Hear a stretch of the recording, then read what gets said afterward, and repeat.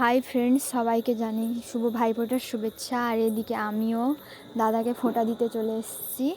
আর ফোঁটা দেওয়ার পরে এই যে সব রকমের জিনিস আর প্রদীপ নিয়ে ঘোরাতে হয়, তাই ঘোরাচ্ছি।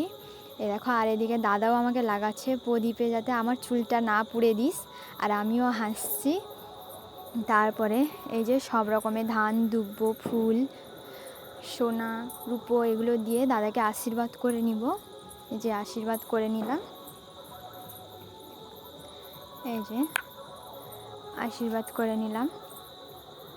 তারপরে দাদাও এদিকে আমাকে আশীর্বাদ করে নিচ্ছে। আমি মাথাটা আগে থেকে বাড়িয়ে দিয়েছি। দেখো বন্ধুরা,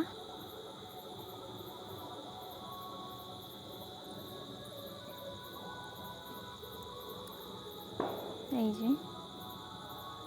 তারপরে এখানে আমি দাদাকে জিজ্ঞেস করলাম, তুই কোন মিষ্টিটা খাবি?